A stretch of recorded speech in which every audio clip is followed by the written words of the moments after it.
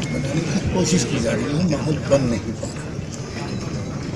कोशिश इसलिए की जा रही है कि अगर इलेक्शन में लोगों ने रियल इश्यूज को सामने रखकर वोटिंग की तो रिजल्ट कुछ और आएगा, और अगर उन्होंने उन रियल इश्यूज को भूल गए और एक हिंदुत्व के जज्बे में, गुस्से में आकर या किसी और जज्बे से सरशार होकर उन्होंने अगर वोट दिया तो कुछ और रिजल्ट आएगा।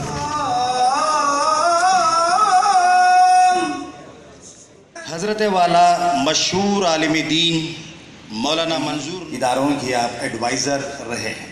दारुल उलूम देवबंद और मदीना यूनिवर्सिटी से इस मौजू पर मैं बसत खुलूस एहतराम हज़रत अक़दस से गुजारिश करता हूँ कि अपने खिताब से नवाज़ें। साफ लफ्ज़ों बात ये कि सुप्रीम कोर्ट के फैसले का इंतज़ार करना चाहिए और सुप्रीम कोर्ट के फैसले का को रिस्पेक्ट देना चाहिए।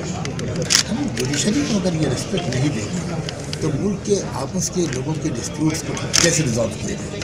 तो एक क्यास और एक सिविल वॉर किसी कैफियत मुल्क में आ सकती है।